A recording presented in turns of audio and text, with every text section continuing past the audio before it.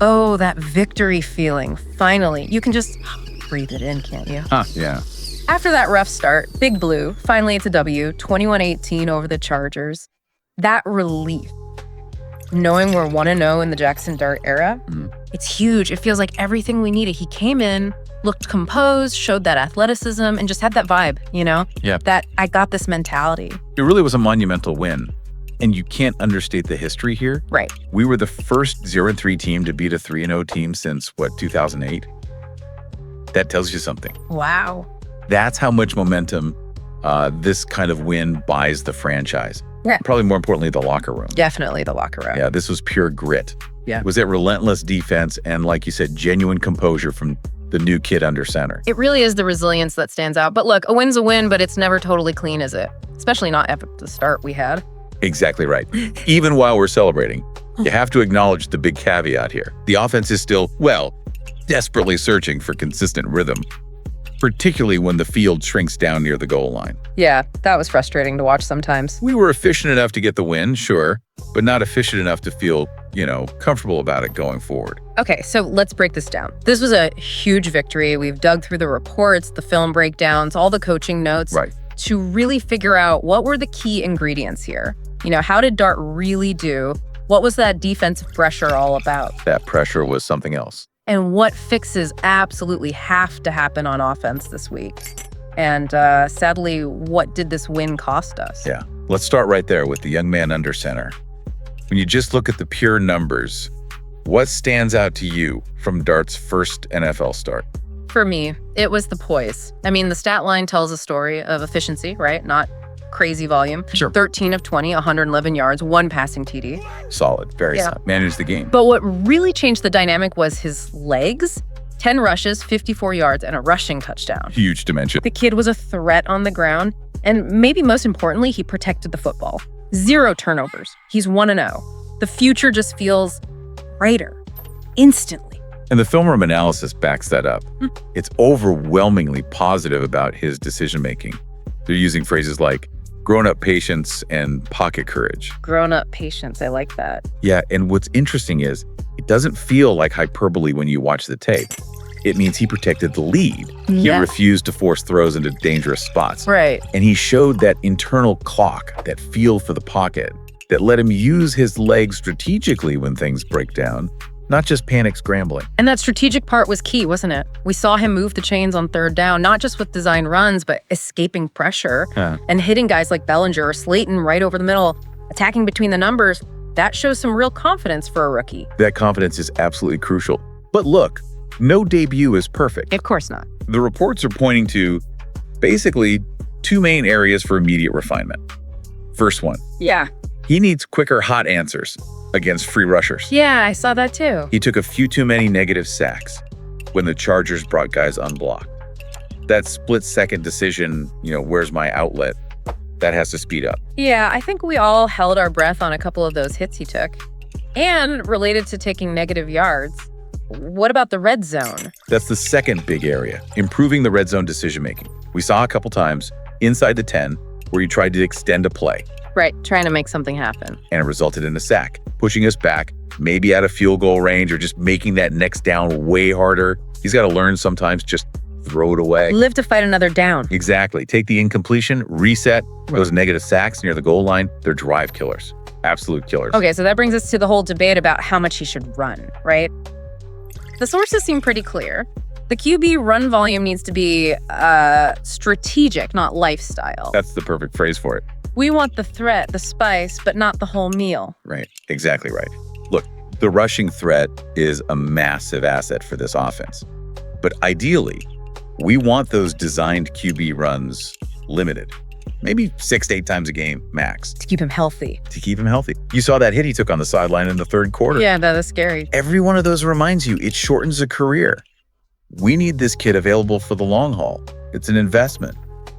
Well, unfortunately, that focus on health brings us right to the really bitter note from this victory. Yeah. The absolutely devastating ACL injury to Malik Nabers. Yeah. Losing him just as your rookie QB is finding his feet and clearly using him as that go-to guy. Security blanket. Exactly. It's just a gut punch. It completely resets the whole offensive equation. It totally dictates the focus for the rest of this season. The coaches, right now, they're facing a mandatory reshuffle of that entire receiver room. Darius Slayton, boom, he's your de facto WR1 now. And the complexity of running this offense just went way up. We lost our most reliable, deep threat and chain mover in one play. So, okay, we have to change maybe how we run things, but definitely where the ball goes. What does that mandatory reshuffle look like in terms of specific targets now? Well, scheme touches for Wan'Dale Robinson, they have to expand drastically. Letting him a ball in space. Use that quickness, let him win after the catch. And at the same time, you absolutely have to see more tight end usage. Bellinger, Theo Johnson packages, get them involved. Two tight end sets more often. Gotta be. The margin for error in the passing game just evaporated. So the front office, their job just got harder too. They're hitting the market immediately, trying to find reliable depth, WR4, WR5. Yeah. Just got to raise the floor of that room somehow. And if that margin for error is gone, man, that brings us right back to the red zone. So frustrating. 2 for 5 efficiency overall. Not good enough. Including 2 drives starting inside the 5 after turnovers. And we still struggled to punch it in. Too many plays just felt like settling. Yeah, we were running what some of the film guys were calling half-calf plays. Half-calf. Chuckle slightly. Yeah, low impact, really simple concepts that defenses can just sniff out easily when the field gets condensed like that. Okay. The specific problem seemed to be twofold. First, that short yardage push. It just isn't there. We looked at the goal to go rushing attempts, 7 carries, 6 yards. That level of power or lack thereof is just unsustainable if you want to score touchdowns consistently. Okay, and the second issue down there? It's the pass design. Often it's just too simple. Too one and done. Meaning we're relying on half-field reads or really basic shovel passes, bootlegs, things that are pretty easy to defend because the defense doesn't have to worry about 3 or 4 receivers running coordinated routes across the whole end zone. Yeah, gotcha. Okay, so let's talk fixes. Prescriptive strategy. The reports are suggesting some maybe more complex stuff for this week's install. Mesh concepts, switch releases, getting the back involved on checkdowns. Right. But hang on, Mesh. Switch releases. Isn't that asking a lot from a rookie this early? Are they really saying we need to prioritize progression calls over keeping it simple for Dart? Well, that's the critical question, isn't it? And the analysis seems to suggest that the risk of maybe a more complex concept is actually outweighed by the certainty of failure with the super simple stuff we saw. Okay. These concepts, mesh, switches, they're designed to create leverage.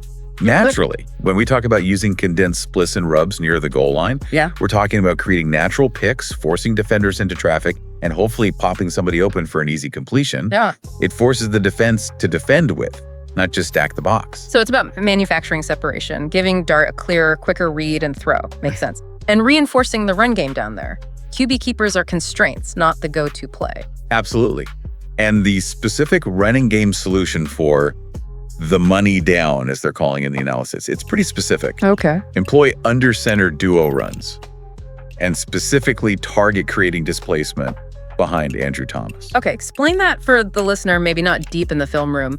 What makes a duo run behind Thomas on the goal line better than, say, what we were trying before?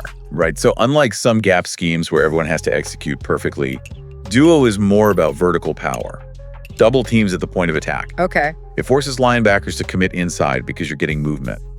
You rely on the sheer strength and those powerful down blocks from guys like Thomas to physically move defenders off the line, sometimes 2 guys at once. Power football. It's pure power football, designed specifically for that goal line displacement. And frankly, that's what we lacked last week, badly.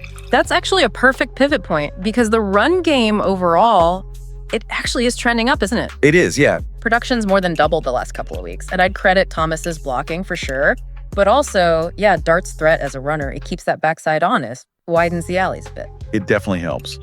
But that interior push on the goal line, like we said, that has to get solved.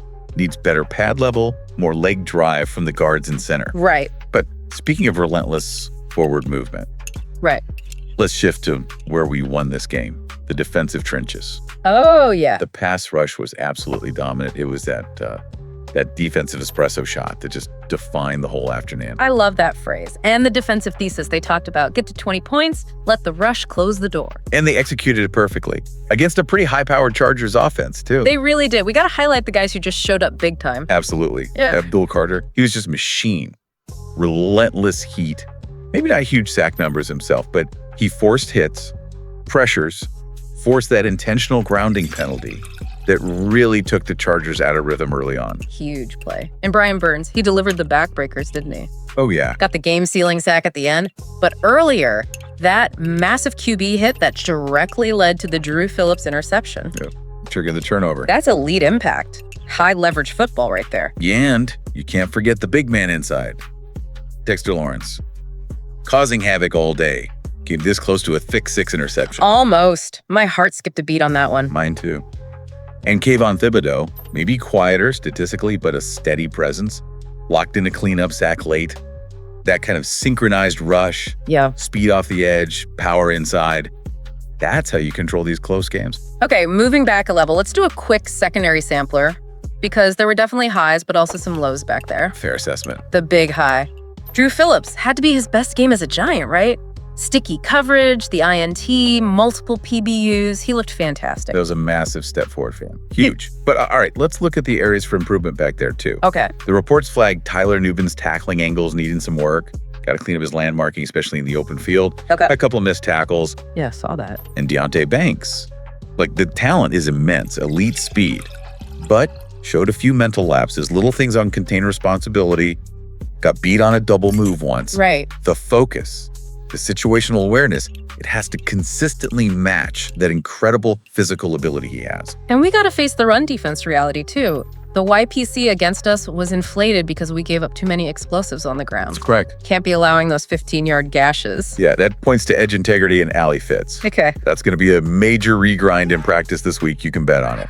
Explosive runs are usually about a breakdown in force or fit. Typically linebackers or safeties need to keep the fronts multiple, sure, but the rules, the assignments have to be absolutely simple and airtight. No confusion. Okay, let's look ahead then. Saints game coming up. What's the coaching strategy moving forward? We know keep Dart's legs as spice, not staple. Got it. How are they going to expand his passing load safely, especially without Nabers? Yeah, the plan seems to focus heavily on rhythm throws early. Getting comfortable, stuff between the numbers. Think slants, glance routes, stick concepts. High percentage stuff. Exactly. Yeah. High percentage, safe yardage throws get Dart into a quick rhythm. But crucially, the red zone passes. They have to offer true progression reads now, not just these telegraphed gadget plays. Make the defense actually defend. Make them defend the whole end zone, yeah? Not just guess right on one concept. Okay, so looking at New Orleans specifically, the blueprint seems pretty clear, doesn't it? Lean hard on that front four again, generate pressure on the road. Critical on the road. And maintain a controlled, turnover-free offense. Don't give them short fields. If we want to steal one on the road in a tough environment like that, the numbers suggest we probably need to hit the mid-20s in points. Okay. And definitely need a positive turnover margin.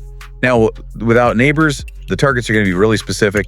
Slayton, he's going to run those verticals, stretch the field. wan'dale, option routes, whip routes, get him the ball in space, let him create. YAC machine. Gotta be. Yeah.